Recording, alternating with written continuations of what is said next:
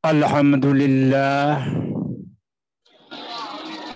alladzi ja'ala ramadhana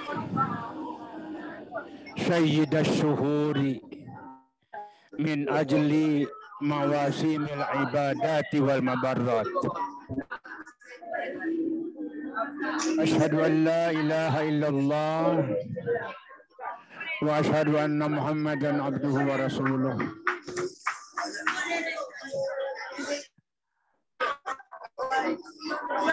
Dalam kesempatan ini,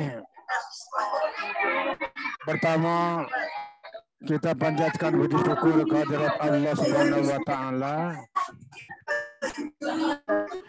yang telah menyampaikan kita ke bulan suci Ramadan yang tepat sekali pada saat ini kita berbicara tentang suatu bahasa, yaitu bahasa Arab, bahasa yang Allah pilih di antara bahasa di dunia ini. Allah memilih salah satu bahasa di antara ribuan bahasa di dunia ini yaitu dengan bahasa Arab. Sebagaimana kita temui di dalam Al-Quran, surat Az-Zumar ayat 23, yaitu Allah Subhanahu wa taala berfirman, A'udzu billahi minasyaitonir rajim. Allahu nazzala ahsanal hadisi kitaban mutasyabiha masaniya taqsha'irru minhu juludul ladzina yakhshawna rabbahum summa talinu juluduhum wa qulubuhum ila dzikrillah. Allah telah menurunkan ahsanal hadis, sebaik-baiknya bahasa. Kitaban yaitu dalam kitab suci, mutasyabiha, masaniya, yang semua mutu bahasanya sangat indah. Masaniya dibaca diulang-ulang, akan tetapi bahasanya selalu segar. Sampai dengan bahasa ini bisa menggetarkan hatinya orang-orang yang beriman, yang takut kepada Allah. Sampai bahasa ini, kemampuan bahasa ini bisa menggetarkan kulit dan hati orang untuk berzikir kepada Allah. Tepat bahwa pada bulan ini Syahrul Quran, Syahrul Tilawah. Di dalam ayat 38, masih di dalam surat Az-Zumar, Qur'anan Arabiyan ghairi dhi iwaj. Quran yang berbahasa Arab yang tidak melenceng. La'allahum yattaqun, supaya mereka itu bisa bertakwa kepada Allah. Itu sebagai pengantar. Maka pada kesempatan ini saya bersyukur saya diberi kesempatan untuk bisa menyampaikan sedikit ulasan yang berjudul korelasi antara ilmu shorof, ilmu nahwu, balaghah, dan mantik. Bahasa Arab ini adalah seperti bahasa-bahasa yang lain. Bahwa bahasa itu bisa dikatakan ekspresi dari suatu yang tersirat di dalam hati, kemudian diekspresikan dalam satu bentuk ucapan. Karena itu,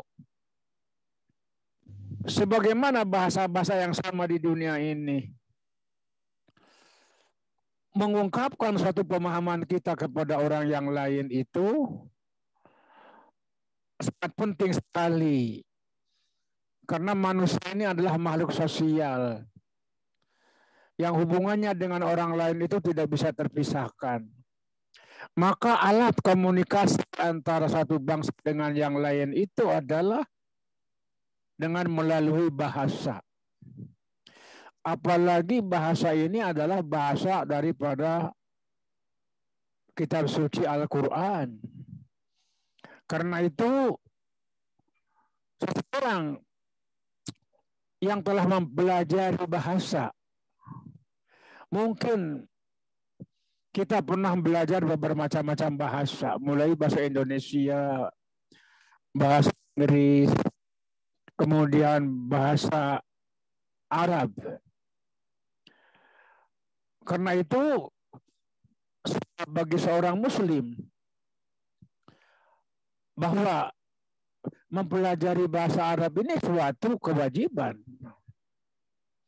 sesuatu yang mesti dijalankan. Karena tidak mungkin kita bisa memahami kitab suci Al-Quran ini kecuali kita mengetahui tentang segala rambu-rambu di dalam bahasa itu. Sampai Imam Syafi'i mengatakan orang yang tidak belajar ilmu alat ini tidak bisa percaya ilmunya. Karena ketika ada orang yang mendebat itu tidak bisa mempertahankan diri. Nah, karena itu di semua pesantren di Indonesia, di antara yang mereka banggakan itu adalah ilmu alat, terutama nahu, sorob, nahu, balaghah, dan mantik. Ini menjadi kebanggaan di semua pesantren di Indonesia khususnya. Sehingga kalau kita bicara pernah pesantren, pasti tes temannya atau oleh siapa saja tentang bermacam-macam ilmu yang tadi. Maka barangkali di dalam kesempatan ini saya akan menggambarkan apa yang dinamakan ilmu alat. Ilmu alat itu kan artinya perabot. Kalau kita bisa memiliki ilmu ini, kita bisa memiliki kunci untuk membuka. Karena itu, bagaimana cara membuka? Kotak di dalam kotak ini penuh dengan ilmu. Al-Quran ini adalah bersegala ilmu. Kemudian bagaimana kita agar kita bisa mengetahui? Tidak mungkin bisa buka ilmu yang ada dalam Al-Quran ini kecuali melalui cara-cara yang telah digariskan di dalam ilmu bahasa. Dalam ilmu bahasa Arab, orang yang mempelajari bahasa Arab tentu pertama kali yang mesti ia lalui adalah ilmu shorof. Kemudian nanti ditingkatkan dengan ilmu nahwu atau nahwiyah. Kemudian ditingkatkan pula dengan ilmu balaghah. Dan sebagai pelengkap agar lebih sempurna, maka kita ditambah dengan ilmu mantik. Maka semua bagi yang tadi tentu saja ini ada korelasi yang sangat erat sekali. Kalau kita gambarkan korelasi antara ilmu shorof, ilmu nahwu, ilmu balaghah, dan ilmu mantik. Barangkali saya membuat perumpamaan. Karena barangkali dengan perumpamaan ini mudah dipaham. Jadi bahasa itu adalah termasuk di dalamnya seni. Seni berbicara. Ada seni berbicara ataupun seperti memasak. Masak juga termasuk seni. Masing-masing orang itu ada kelebihan di antara satu sama yang lain. Walaupun kaidah yang sama. Akan tetapi cara penampilan, cara mengambil kesimpulan, itu mungkin berbeda-beda. Tergantung bahwa masing-masing yang ada pada kelebihan setiap orang itu. Kalau saya di sini akan menjelaskan korelasi antara ilmu sorof, kemudian ilmu nahu, ilmu balaghah, dan ilmu mantik. Saya ibaratkan seni, umpamanya seni memasak. Kalau kita akan membuat suatu masakan, umpamanya masakan rendang, tentu saja masakan rendang bumbu-bumbunya, cara-caranya tidak sama dengan untuk membuat pecel, untuk membuat gulai yang biasa, tentu berbeda. Bagaimana cara kita mengambil satu menu, umpamanya hari ini kita akan memasak, menu hari ini adalah masakan rendang. Tentu sebelum kita memasak harus melakukan persiapan. Maka seseorang yang bertanggung jawab di dalam pelaksanaan ini adalah memerintahkan kepada seseorang untuk menyiapkan bahan-bahan yang khusus untuk masakan rendang. Bukan gulai, tapi ini adalah rendang. Maka tentu, taruhlah ini bosnya itu. Dia memanggil anak buahnya, hari ini menu kita makan rendang. Coba panggilkan Tuan Sorop. Maka dipanggilnya Tuan Sorop. Maka datanglah Tuan Sorop ke hadapan bosnya. Kata bosnya, Tuan Sorop, hari ini menu kita masakan rendang. Silakan Tuan Sorop mencari bahan-bahan yang khusus untuk masakan rendang. Kata Tuan Sorop, siap, perintah saya jalankan. Maka Tuan Sorop pergi ke pasar, pasti Tuan Sorop ini akan memilih bahan yang khusus untuk masakan rendang. Membeli daging, membeli kelapa, gitu ya. Membeli tentu minyaknya, kemudian bumbu-bumbunya, mulai dari bawang merah, bawang putih, lengkuas, segala macam disiapkan yang khusus untuk bahan masakan rendang. Maka Tuan Sorop tahu kalau untuk masakan rendang ini bumbunya ini. Karena itu dia diperintahkan. Maka Tuan Sorop melaksanakan tugas menyiapkan segala sesuatu agar terciptanya suatu hidangan dengan menu rendang. Kemudian Tuan Sorop datang ke kantornya. Diletakkannya di atas meja. Laporan, Tuan, bahwa segala bahan-bahan untuk menciptakan atau membuat masakan rendang semuanya sudah disiapkan lengkap. Oke, katanya, kata bosnya, terima kasih. Silakan Anda kembali ke tempat. Dan tolong sampaikan kepada Ibu Nahu. Ibu Nahu, biarkan dia dipanggil oleh saya, kata bosnya. Setelah itu datang Ibu Nahu. Ibu Nahu, alhamdulillah, Ibu Nahu, hari ini masakan kita masakan rendang. Tuan Sorop telah menyiapkan segala sesuatunya untuk masakan rendang. Tinggal ibu, kepada ibu bagaimana memasaknya. Nah, di sini ada Tuan Sorop. Tadi Tuan Sorop sudah menyiapkan. Jadi arti sorop itu artinya bagaimana dia merinci bahan-bahan yang khusus untuk perbuatan rendang. Tapi Tuan Sorop tidak memasak.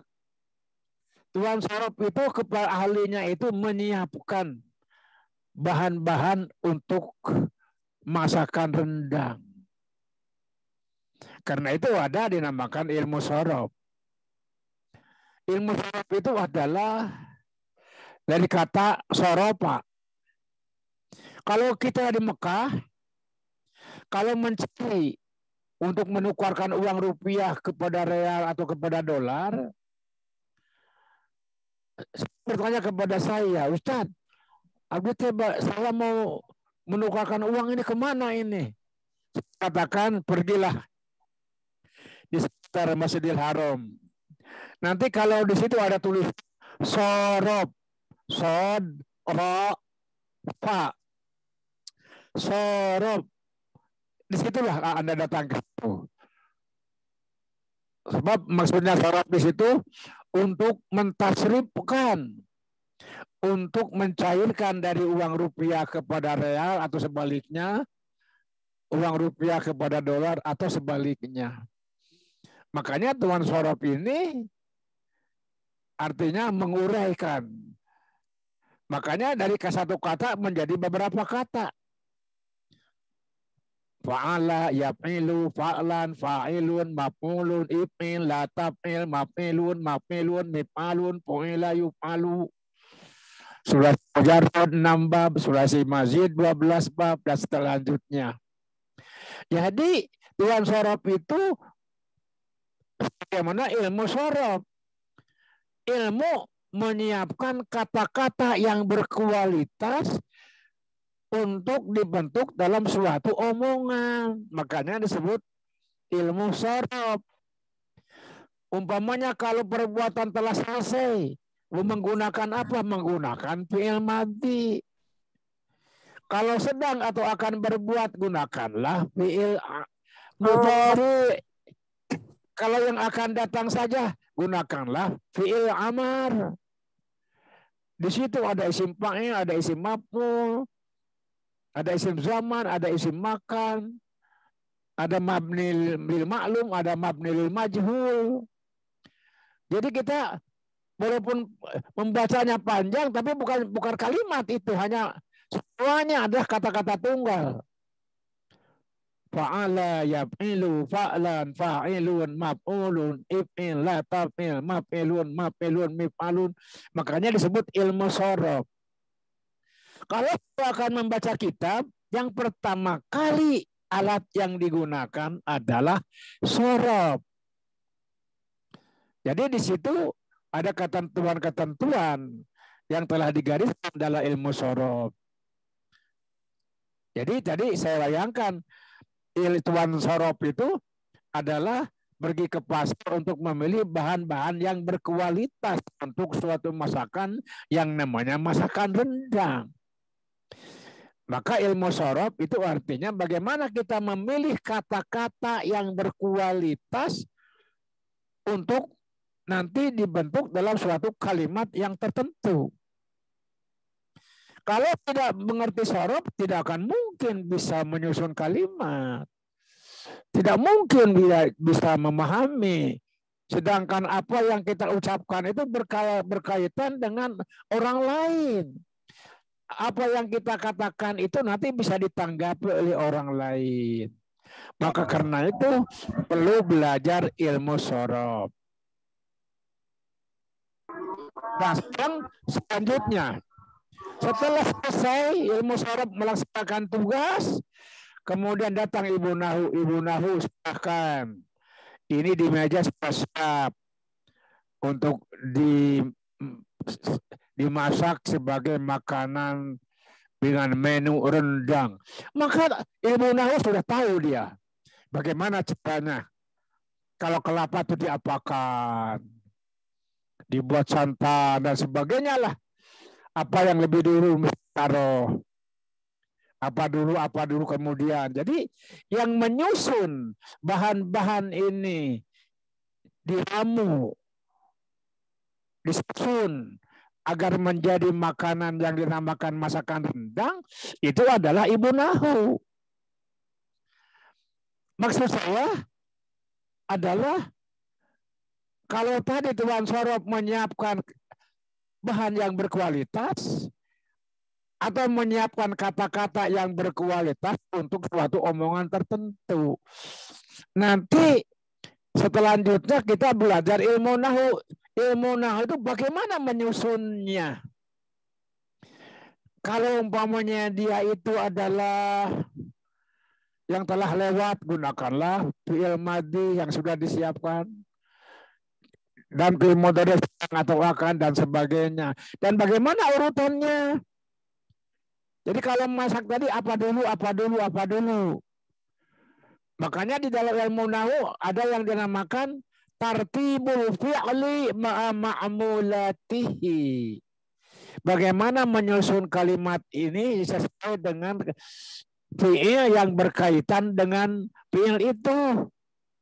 Maka yang pertama menurut asal adalah al-fi'lu awalan. Fi'il apa? Wal fa'ilu, kemudian fa'il. Setelah itu apa? Maf'ulun bi. Setelah itu apa? Maf'ulun mutlak. Setelah itu apa? Maf'ulun li ajli. Kemudian setelah itu apa? Maf'ul mutlak, kemudian dzarab, kemudian maf'ul li ajli. Itu minimal 6 susunan itu sebab merupakan kata yang baku. Fi'il, fa'il, maf'ul bih, maf'ul mutlak. Kalau fi'il adalah terjadinya perbuatan, siapa pelakunya?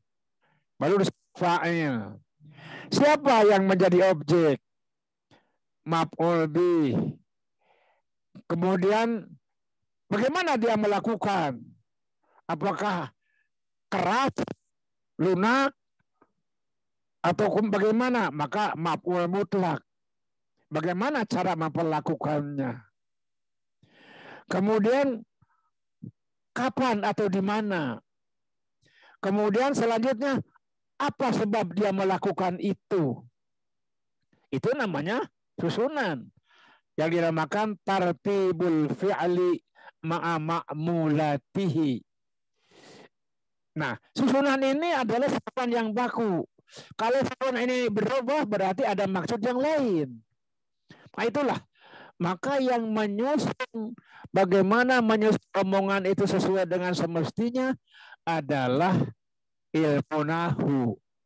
Dengan kata lain, bisa salah, jangan salah bicara, belajarlah ilmu nahu supaya bisa menyusun omongan. Tetapi tidak mungkin membuat omongan bahasa Arab kalau tidak tahu sorobnya. Makanya jelas sekali korelasi antara ilmu sorob dengan ilmu nahu. Ilmu sorob menyediakan bahan yang berkualitas. Ilmu nahu bagaimana menyusun semestinya sesuai dengan maksud dan tujuannya. Karena itu, kalau seorang tidak belajar, hanya belajar nahu, tidak belajar satu, tidak mungkin bisa. Karena salah bahan yang dia pasang. Maka karena itu minimal pelajari dulu ilmu sorob. Kemudian nanti kalau sudah setengah misalnya, maka bisa mulai belajar ilmu nahu. Atau kalau bisa berbarengan, tapi sangat sulit. Mestinya ilmu sorob sudah lebih dahulu, baru nanti di belakangnya itu ilmu nahu. Sebab nanti bagaimana cara menyusun itu. Itulah yang dinamakan ilmu nahwu. Nah, ibu nahwu ini melaksanakan tugasnya. Bagaimana dia membuat masakan rendang. Rupanya masakan rendang itu sudah selesai. Kemudian si Ibu Nahu lapor kepada bosnya bahwa tugas sudah selesai, masakan sudah tinggal disantap.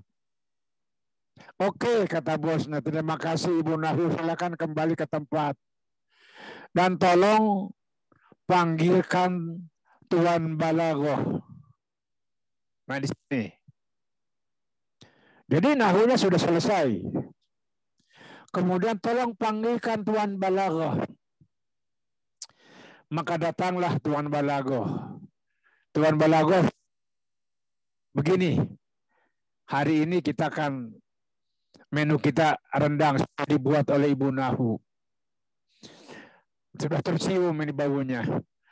Jadi kita semakin lapar ini mencium bau rendang itu.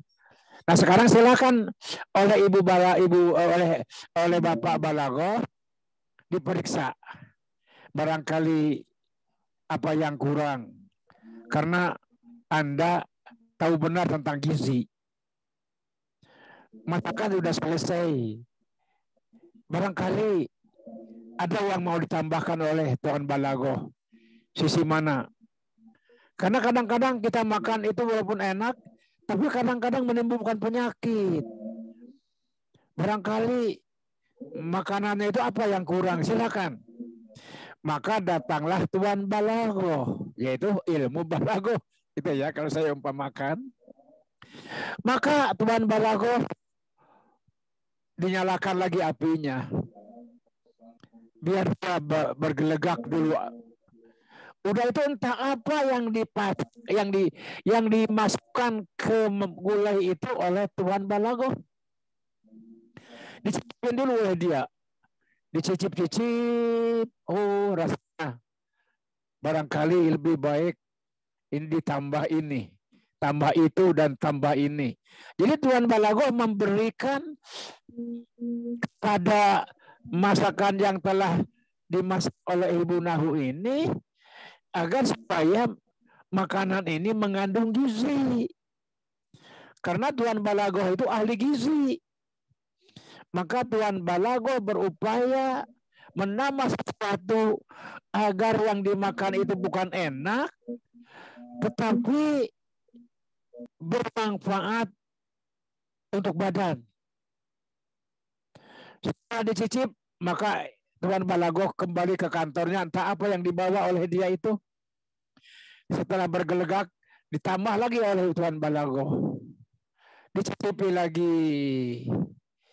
Ini baru boleh. Maka Tuan Balagoh lapor ke bosnya. Wahai Tuan, masakan Ibu Nahu memang enak. Tapi saya tambahkan sesuatu agar tidak sekadar enak.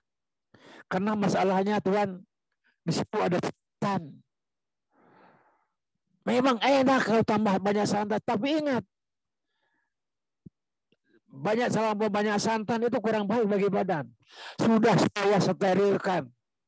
Entah apa yang yang ditambahkan oleh Tuan Balagoh ini. Sehingga sekarang Tuan jangan ragu-ragu, silakan walaupun masakan ini enak dan banyak santan, tapi insya Allah sudah saya tambah dengan pengetahuan saya sebagai ahli gizi. Oke, terima kasih Tuan Balagoh.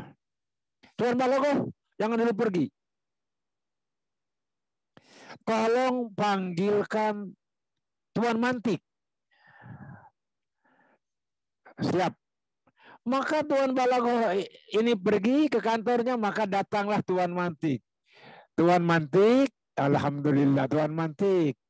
Barangkali Anda telah mencium sesuatu enak sekali baunya. Iya Tuan, kayaknya ini rendang kayaknya ini. Wah, pandai ini Tuan Balagoh Mantik ini. Kalau begitu silakan cek Tuan Mantik apa yang barangkali yang mau ditambahkan agar benar-benar makanan kita ini bukan hanya enak dan bergizi, tetapi ada sesuatu yang diharapkan dari tuan mantik. Agar benar-benar orang yang makan ini bukan enak dan bergizi, tetapi menyembuhkan penyakit. Siap Tuan. Ini. Maka Tuan mantik, dia pergi ke kantornya, entah apa yang dibawa. Rupanya yang dibawa oleh Tuan mantik itu, apa yang dibawa? Yang dibawanya itu oleh Tuan mantik adalah ditambah apa? Cengkeh, ditambah kapulaga. Kapulaga itu apa ya? Hail itu ya. Yang suka, orang yang suka makan apa? Pinang itu apa? Dengan mamahnya upah tanah unta. Gitu ya. Jadi yang dibawakan rupanya oleh yang dibawakan oleh Tuan mantik itu dia bawa cengkeh, bawa hail, kapol ya. Kapol. Kemudian bawa habatus sauda. Jadi oleh Tuan mantik itu nyalakan lagi apinya, biar dulu menggelegak dulu. Udah panas, maka dicampurkannya yang 3 ini, yaitu ditambah cengkeh, ditambah kapulaga, dan ditambah habatus sauda. Kemudian dicicipin. Wah, ini baru makanan bermanfaat. Tuan, lapor. Silahkan Tuan menikmati hidangan rendang ini.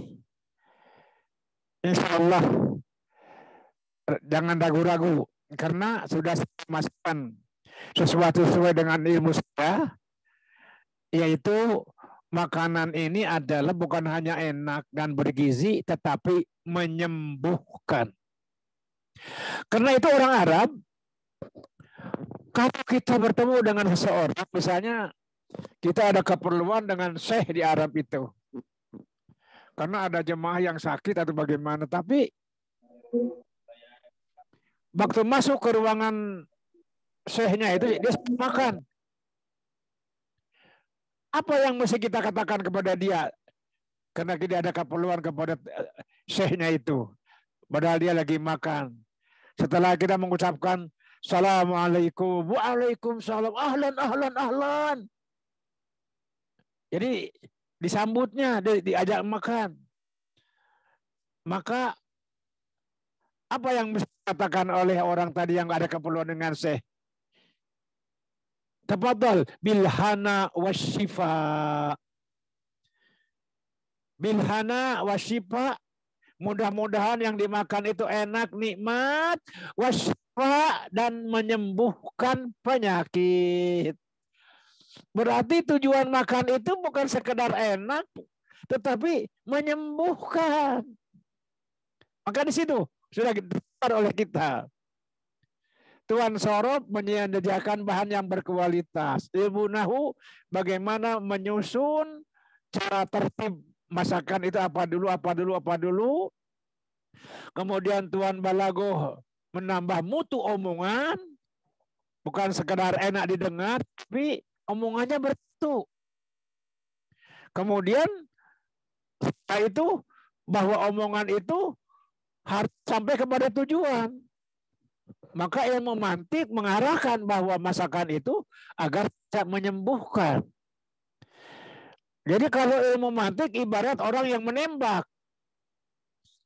Walaupun senjata sudah diarahkan, tetapi bagaimana cara dia supaya tepat sasaran, tidak melenceng tembakan itu.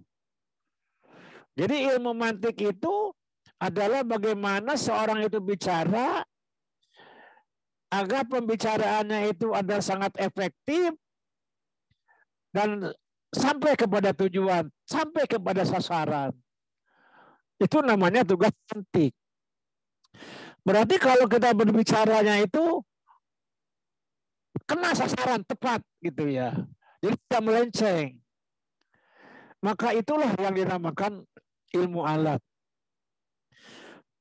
Jadi jelas sekali kronologis antara ilmu sorof memilih bahan yang berkualitas, kemudian ilmu nahwu bagaimana cara menyusun kata sesuai dengan ketentuan, kemudian ilmu balago bagaimana meningkatkan mutu omongan.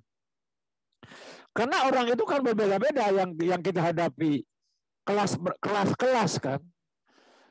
Jadi kalau menghadapi orang ini apa yang mesti dibicarakan? Kalau mengajar di SD apa yang dibahas?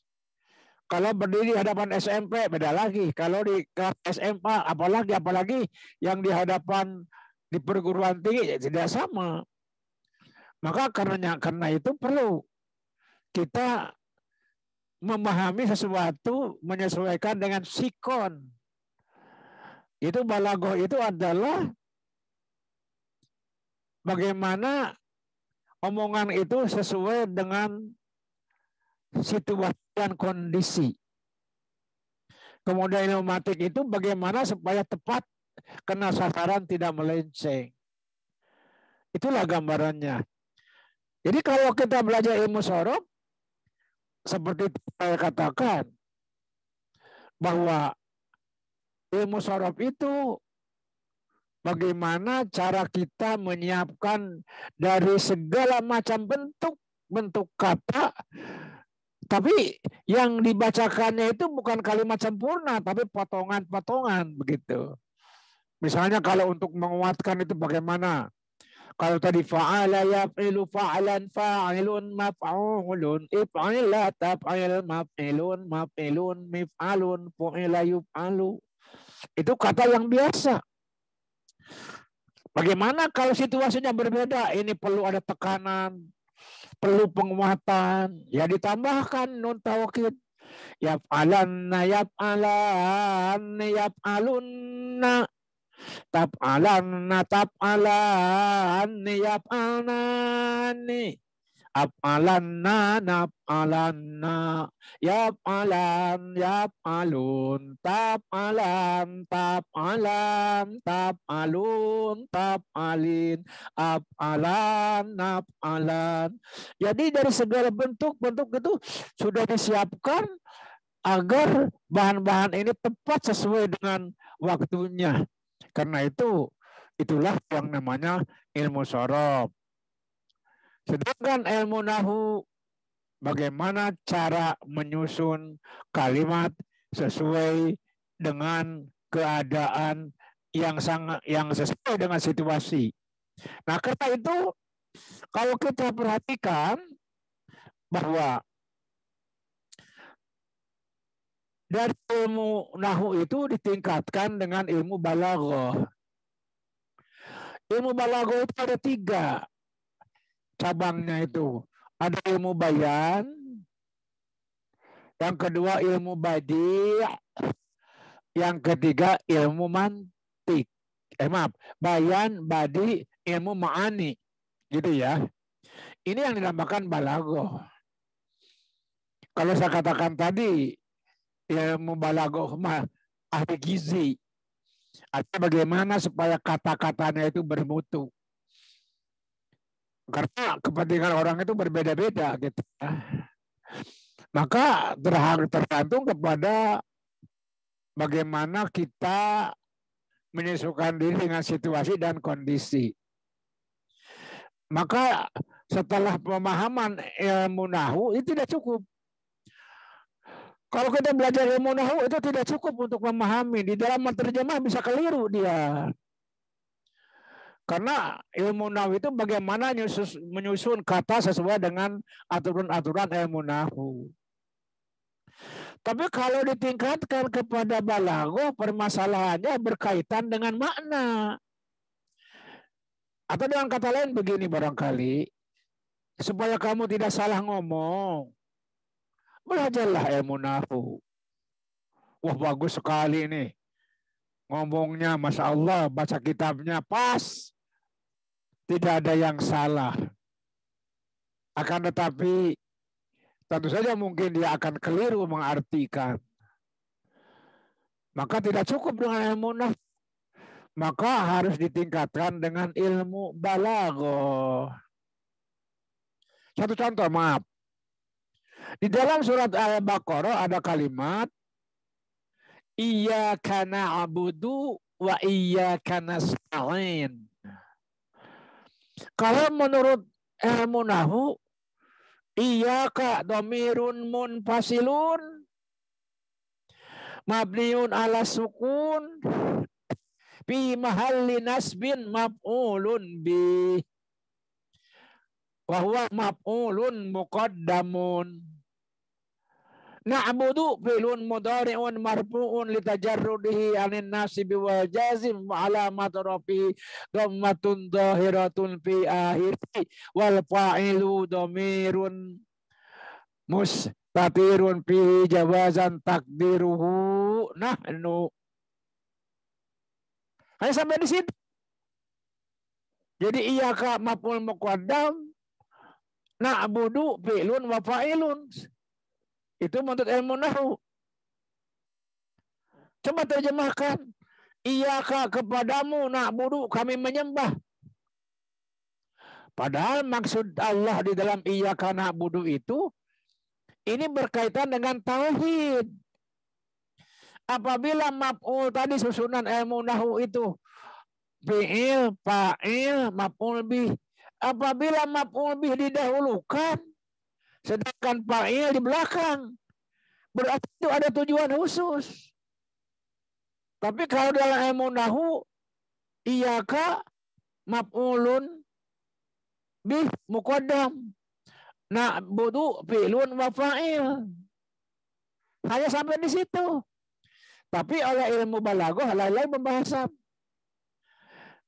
Iyyaka na'budu itu adalah takdim. Mendahulukan yang di akhir, kedepankan. Bila yang biasanya di depan, di belakang dikedepankan, yang dinamakan takdim, itu termasuk kepada al-qasru. Artinya kalimatnya khusus untuk Allah. Makanya cara menerjemahkannya berbeda.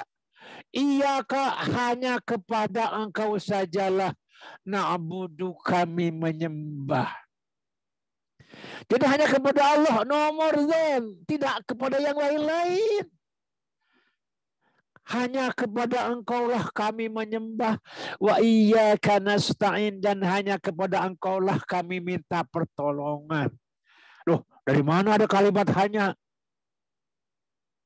Tidak tahu orang nahwu.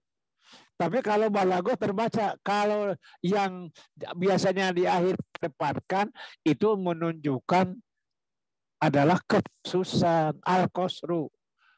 Al-qasru itu hanya untuk dia semata, tidak ada untuk lain. Contoh kedua misalnya.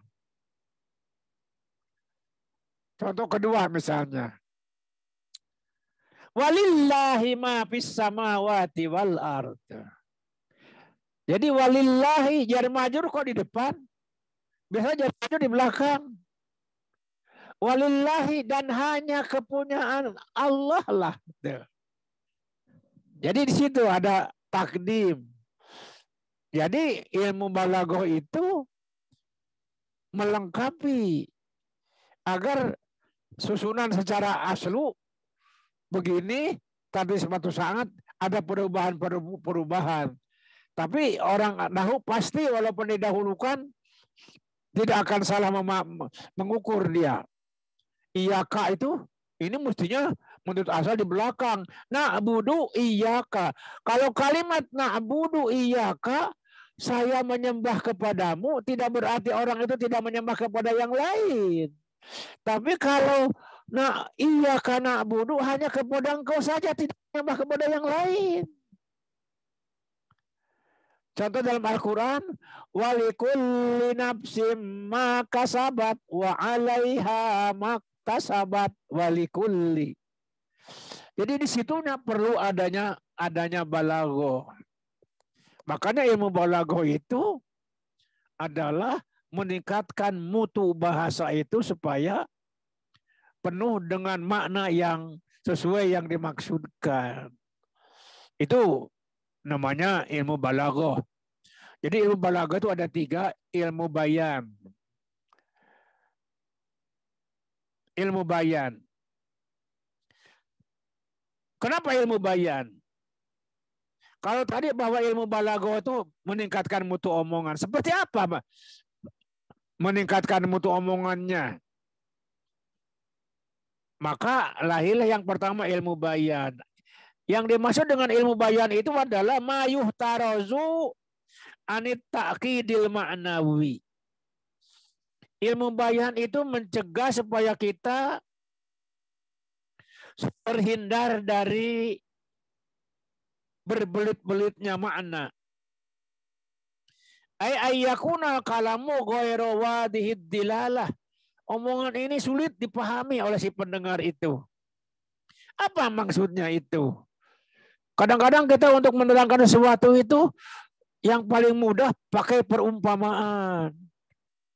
Maka ilmu bayan itu menerangkan bagaimana cara membuat perumpamaan. Jadi perumpamaan itu katanya pendek tapi mudah dipaham. Summun bukmun umyun fahum. Tuh kayaknya summun bukmun. Orang yang melihat malah disebut buta. Padahal dia melihat. Kenapa disebut buta? Rupanya memang matanya melihat. Tapi sama dengan tidak melihat. Maka Allah katakan dia itu adalah buta. Karena matanya tidak pernah dipakai membaca Al-Quran. Nanti di akhiratnya dia itu buta. Sebagai dalam Al-Quran. Rabbi lima hasartani a'ma wa qad kuntu basira. Ya Allah, kenapa aku di sini menjadi buta sedangkan aku di dunia mata aku terang? Allah menjawab, kadzalika atatka ayatuna panasitaha wa kadzalikal yauma tunsa. Karena engkau tidak pernah mata kamu dipakai membaca Al-Quran. Maka sama aja mata kamu itu dengan mata kambing. Maka karena itu kami lupakan di hari ini. Engkau tidak akan bisa melihat. Karena matamu aku ciptakan mata itu supaya kamu bisa membaca Al-Quran. Itu pelajaran balaghah. Artinya ada majaz, ada kinayah dan sebagainya. Itu adalah pelajaran ilmu bayan. Bagaimana kita membuat perumpamaan. Sebagaimana kita juga kan kalau menerangkan sesuatu itu bisa dibuat dengan kata-kata yang sedikit tapi mudah dipaham. Umpamanya contoh dalam bahasa kita. Kalau orang pandai memasak, ikan badar pun rasa tenggiri. Itu orang bukan menerangkan tentang ikan. Kalau orang pandai memasak, ikan badar pun rasa tenggiri. Jadi enak kedengarannya. Kalau orang ilmunya masih sedikit, dia masih banyak omong.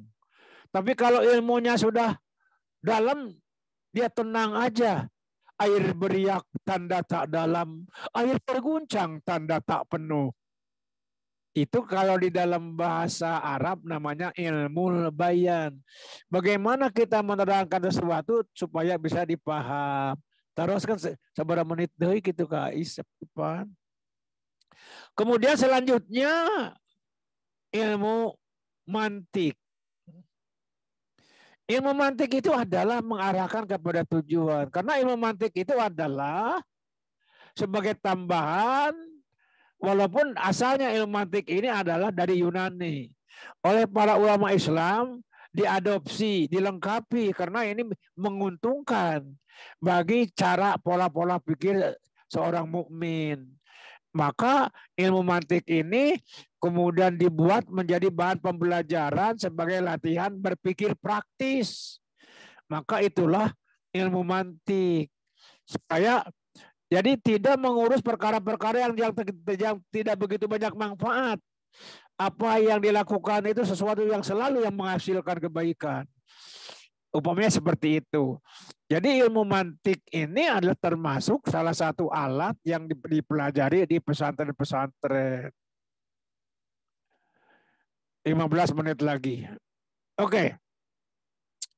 Jadi saya kembali menjelaskan korelasi ya antara sorof dengan ilmu nahu.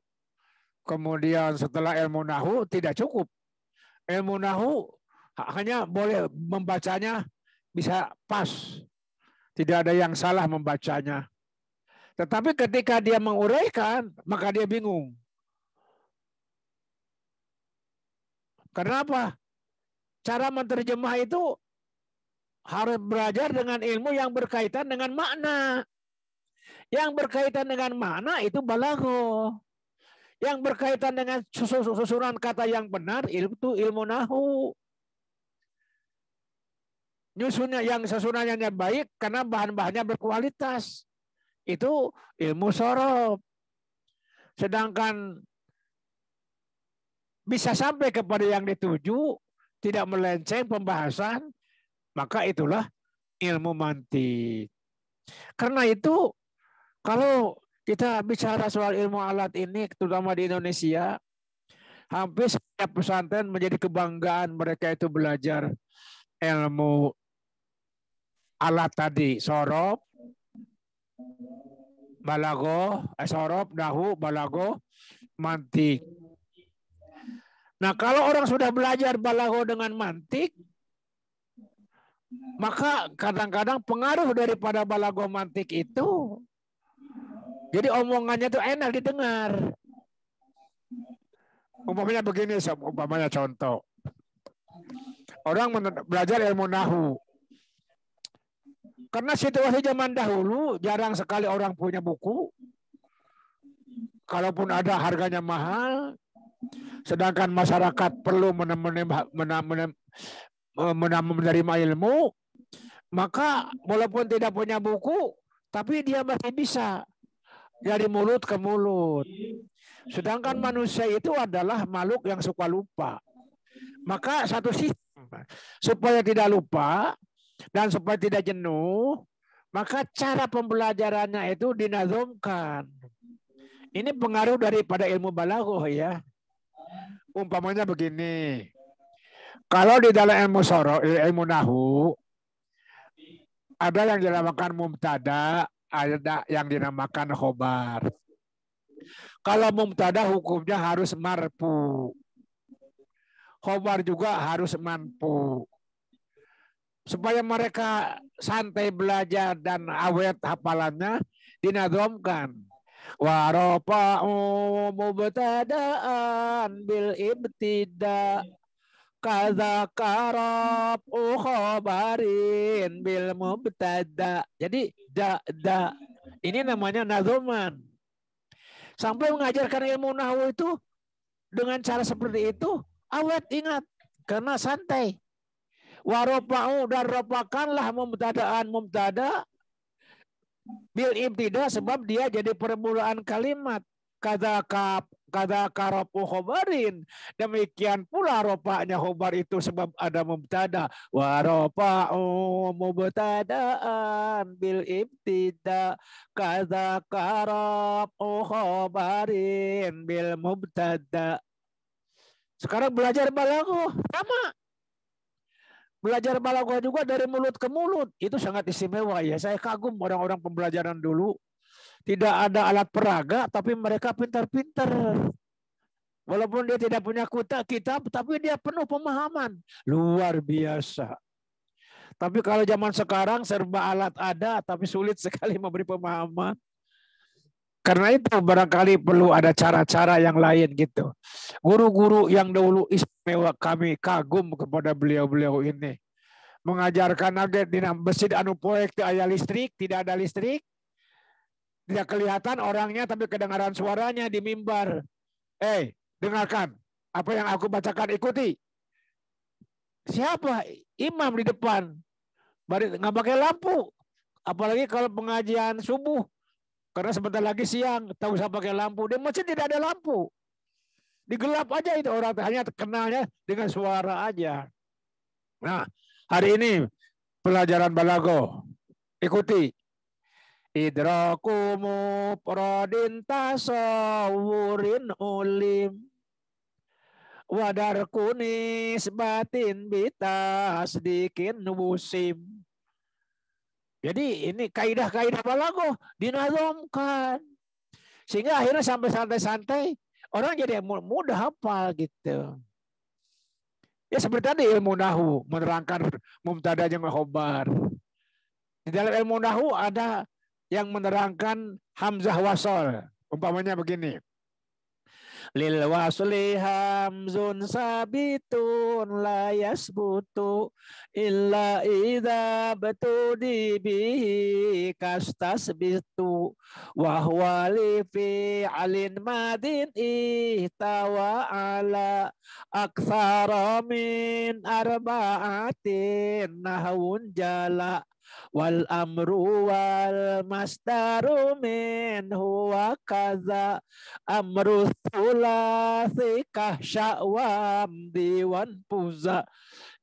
Jadi orang tidak pelajaran dari poek ya tidak ada lampu dia. Itu pelajaran balaghah. Hatta pelajaran tauhid. Pelajaran tauhid juga dinazamkan. Awalu wajibin alal insani. Yang pertama diwajibkan kepada manusia, ma'rifatul lillahi bittiqani. Yang pertama kali diwajibkan kepada orang itu adalah makrifat kepada Allah dengan benar-benar tekun. Itu pelajaran tauhid. Ini hasil dari pelajaran balaghah ya. Kemudian masalah ibadah juga fikihnya dinazamkan. Wa kullu man bi ghairi ilmin ya'malu a'maluhu mardudatul la tuqbalu.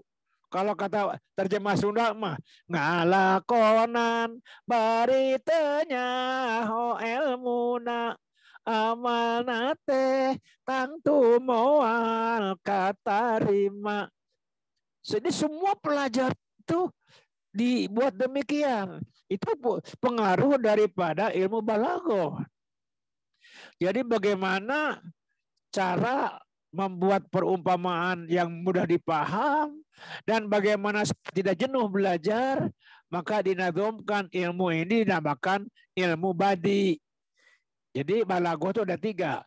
Pertama ilmu bayan, bagaimana cara mengungkapkan perumpamaan-perumpamaan supaya mudah dipaham. Yang kedua ilmu badi tentang keindahan. Kemudian yang ketiga ilmu ma'ani yang berkaitan dengan makna yang sangat dalam.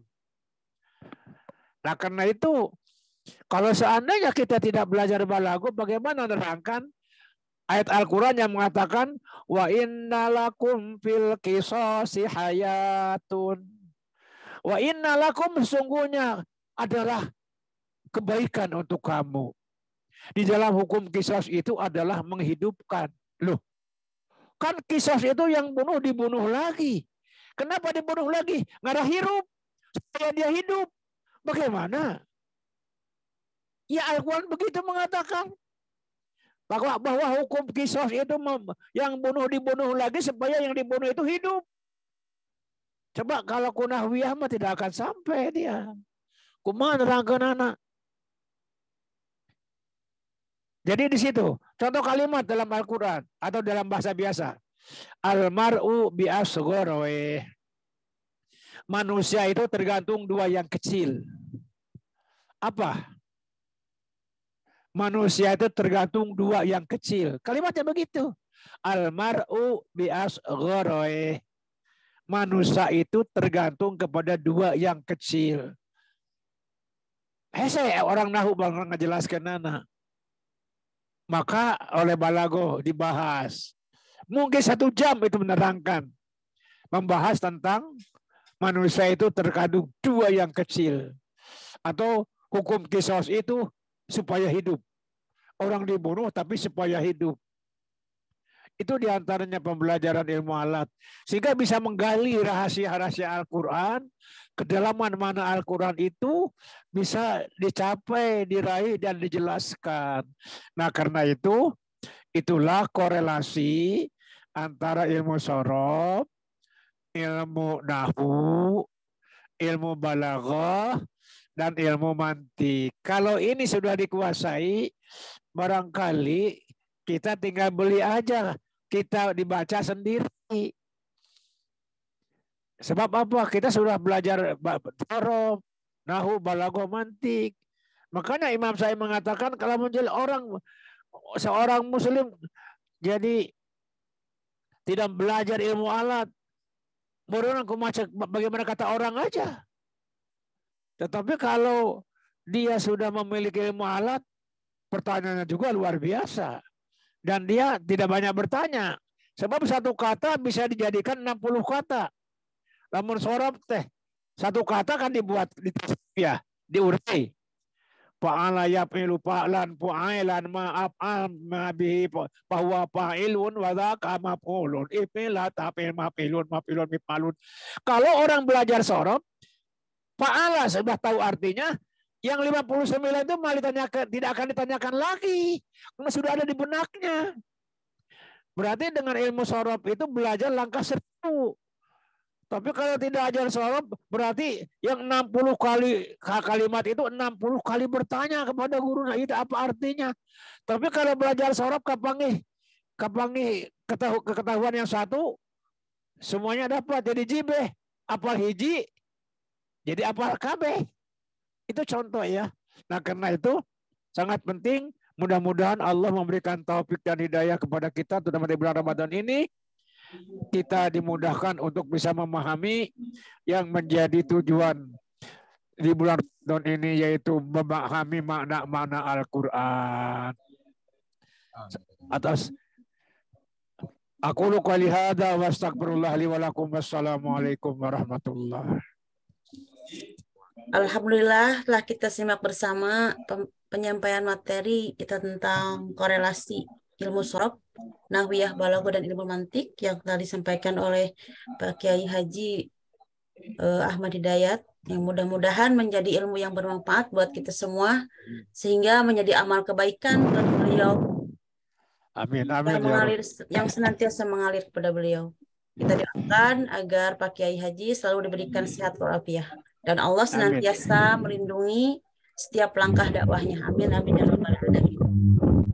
Sebelum kajian kami tutup, mungkin kami akan membuka 2 pertanyaan.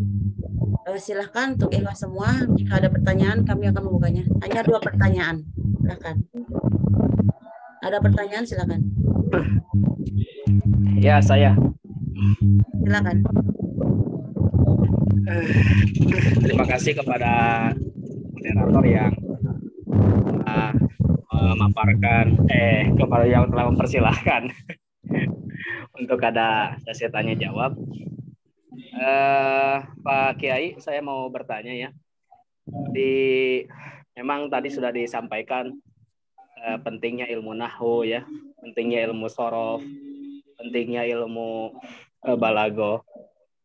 3 ilmu ini mungkin sudah sepakat mungkin ya dari para ulama akan penting untuk mempelajarinya.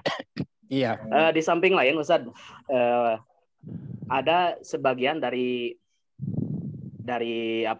kalangan kita ya, yang justru mereka malah menghalang-halang ketika dalam mempelajari ilmu mantik, Ustadz. Bahkan bahasa ekstrimnya di kalangan sebelah itu ada yang sampai mengharamkan katanya belajar ilmu mantik karena memang itu ilmu dari barat dan sangat nanti merusak dalam pengambilan hukum, khususnya dalam memahami teks-teks dalam Al-Quran. Nah, dalam menyikapi seperti itu bagaimana Ustaz? Di sisi lain banyak manfaatnya mempelajari ilmu mantik, di samping juga ada sebagian dari orang-orang yang justru malah tidak bolehkan belajar ilmu mantik. Mungkin satu saja Ustaz, Pak Kiai, pertanyaan yang saya sampaikan. Sebelumnya kami ucapkan terima kasih kepada Pak Kiai. Syukran Ustaz.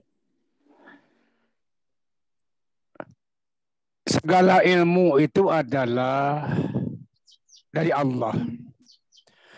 Ali radhiyallahu anhu ditanya oleh muridnya tentang ilmu. Maka Sayyidina Ali mengatakan segala ilmu itu adalah warasatul anbiya, warisan daripada para nabi. Jadi sebenarnya semuanya ilmu itu dari Allah. Walaupun yang pertama kali yang menemukannya itu bukan kita, umpamanya Thomas Alva Edison yang menemukan listrik. Maka apakah karena Thomas Alva Edison itu kan orang Islam, nah maka listrik sampai sekarang? Itu kan listrik penemuannya Thomas Alva Edison. Jadi yang namanya ilmu itu adalah sekira yang bermanfaat, ada keuntungan dari sisi mana, apa saja. Siapa yang pertama kali mengajarkan ilmu mantik, ilmu kimia, hatta ilmu hitung? Jadi sekiranya ada manfaat, tapi kalau memang kita menemukan suatu kejanggalan, ya kita pilih mana yang lebih lebih dan kurangnya.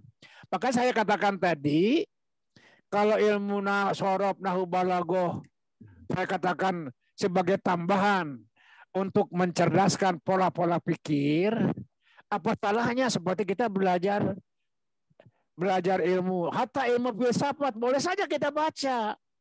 Akan tetapi kita kan mempunyai suatu ukuran. Jadi di antara mereka juga ada yang baiknya dan ada yang buruknya, kita bersisihkan. Jadi semuanya ilmu yang sekiranya bisa menunjang. Sebab kita masalahnya, walaupun yang menemukannya bukan seorang muslim, bukan berarti kalau ada manfaatnya tidak boleh kita ngambil. Kalau ini menjadi sesuatu yang bermacam-macam pemikiran, sedangkan kalau kita baca di dalam buku-buku ulama-ulama yang dahulu, jadi menggunakan ilmu mantik itu bukan untuk menetapkan hukum, tapi bagaimana kita membiasakan berpikir praktis. Jadi kalau sekiranya sudah memiliki berpikir yang praktis, ya boleh saja berpendapat demikian. Tetapi kan anak-anak kita perlu latihan-latihan bagaimana caranya supaya mereka berpikirnya itu adalah logik, makanya logika. Jadi kalau yang satu ulama membolehkan, yang satu mengharamkan, umpamanya sepak bola hukumnya apa? Hukumnya kan mubah. Tapi kalau seandainya sepak bola jadikan adat judi, siapa yang akan menang? Tentu saja itu kan jadi haram. Jadi di situ. Jadi karena yang mengajarkan kepada kita itu juga seorang ulama guru kita juga dari ulamanya, berarti di situ dijadikan alat pembelajaran sebagai bidang studi untuk mencerdaskan berpikir. Maka saya katakan tadi, ilmu mantik itu bagaimana cara mengarahkan seperti membidik supaya to the point, supaya pas dengan situasi dan kondisi. Jadi ilmu mantik itu adalah tamyizul afkari soibah anil khoti'ah. Bagaimana kita bisa memisahkan mana yang benar dan ada mana yang salah dengan cara berpikir, latihan-latihan berpikir yang praktis. Jadi saya rasa itu tidak bertentangan. Karena tidak berkaitan dengan ibadah itu mah. Berkaitan dengan kepentingan. Orang misalnya belajar ilmu pertanian, belajar ilmu kehutanan, belajar ilmu komputer, itu ada kaitan dengan ibadah enggak? Tapi kan ada manfaatnya. Sehingga dengan teknologi ini kita bisa eksis kemana-mana, bisa membawa Quran yang diinstal di dalam HP. Siapa yang menemukan HP itu? Yang menemukan HP itu orang-orang Yahudi. Bukan orang-orang Islam. Kenapa kita pakai? Selagi ada manfaatnya. Karena ini tidak ada kaitan dengan ibadah. Karena ilmu itu semuanya dari Allah. Hanya walaupun diberikan kepada orang yang non-muslim, yang namanya manusia itu diciptakan oleh Allah, mungkin Allah bisa menitipkan yang bermanfaat bagi orang banyak itu kepada seseorang yang padahal dia bukan orang muslim. Tetapi penemuannya itu bermanfaat untuk orang muslim. Kenapa tidak? Nah itu ya. Jadi memang kita juga tahu ada yang menghalang-halangi karena dia itu adalah lahir dari barat. Itu seperti itu. Jadi selagi ada manfaatnya kita untuk pengembangan pemikiran, bukan untuk beribadah, untuk cara berpikir kemanusiaan, cara bermanusia berpikir, seperti kita belajar ilmu hitung, ya, ilmu biologi, ya, fauna, tentang flora, ya, tentang ilmu matematik dan ilmu mantik. Kalau ilmu matematik yang digelutinya adalah huruf angka-angka, kalau mantik yang digelutinya kata-kata. Kan gitu. Jadi itu secara ilmu yang Allah turunkan kepada di dunia ini. Makanya Allah mengatakan wa ma utitum minal ilmi illa qalila. Jadi ilmu yang sedikit itu semuanya dari Allah. Hanya kita bisa tahu bagaimana mana yang bermanfaat, mana yang mudarat. Itu barangkali itu jawaban saya. Nah, syukron Pak Kiai, sangat jelas. Alhamdulillah, sekarang sudah tercerahkan. Syukron. Mungkin ada pertanyaan lagi, silakan. Satu pertanyaan, silakan. Saya. Oke, terima kasih kepada moderator yang telah memberikan waktu kepada saya untuk bertanya kepada Pak Kiai. Nah, sebelumnya terima kasih Pak Kiai. Nah, jadi saya ingin bertanya terkait juga ada hubungannya dengan pertanyaan dari Mas Firman tadi, yaitu terkait masalah ilmu mantik. Karena banyak juga tokoh-tokoh ataupun ahli agama yang mengaitkan tentang mantik yang berhubungan dengan ilmu filsafat. Jadi pertanyaan saya, apakah perbedaan antara ilmu mantik dan ilmu filsafat, Kiai? Sekian. Iya.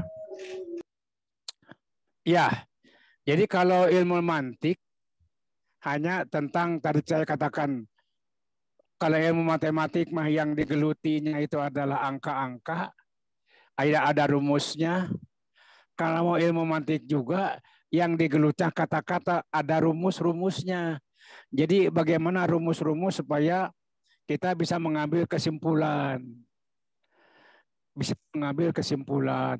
Jadi sedangkan filsafat itu yang berkaitan dengan pemahaman. Jadi pemahaman tentang kepada sesuatu. Jadi namanya juga kan mantik. Mantik itu artinya berpikir.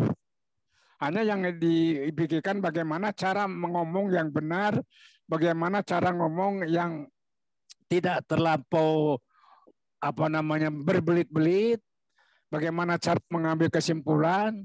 Jadi itu ada rumus-rumusnya gitu ya. Itu jadi sisi kalau ilmu mantik itu termasuk ilmu alat. Sedangkan filsafat itu bukan ilmu alat, jadi ilmu suatu pemikiran yang sebagiannya memang yang benar, sebagiannya ada yang menyimpang karena berpikirnya itu barangkali orang itu kan mempunyai kelebihan masing-masing. Itu bedanya. Jadi kan kita kenal filsuf, ahli-ahli filsafat. Jadi sebenarnya filsafat itu jadi berkaitan dengan sesuatu yang dia dapati dari hasil pemikiran-pemikiran yang kemudian dicetuskan menjadi sesuatu yang dimiliki oleh dia dan sebagiannya diterima oleh orang. Itu makanya itu namanya filsafat itu ya. Karena itu diantara ulama-ulama yang kadang-kadang omongannya itu seperti filsuf gitu ya. Padahal dia seorang muslim. Tidak ada salahnya. Yang penting kita yang jelas masalah akidah kita lurus gitu ya.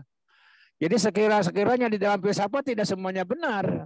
Ada juga filsafat itu yang menguatkan keyakinan kita dari sisi lain.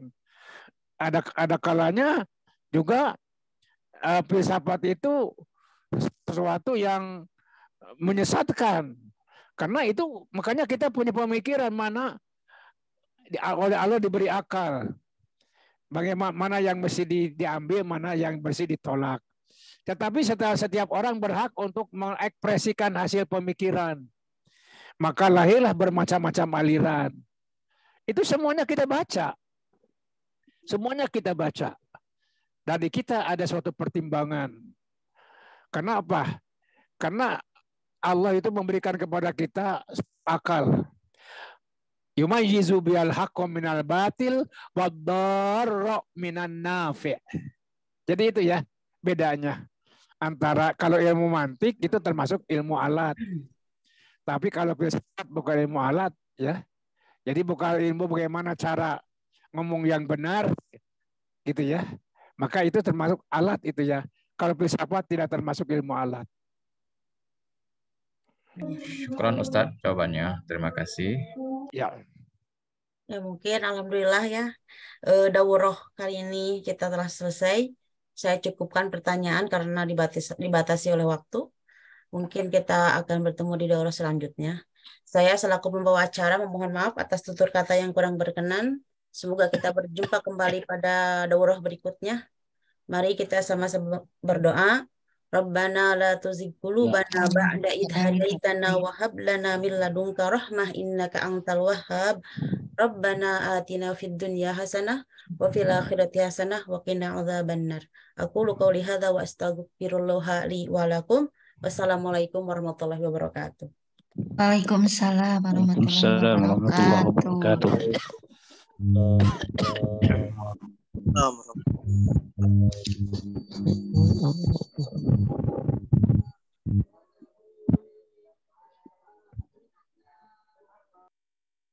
Assalamualaikum.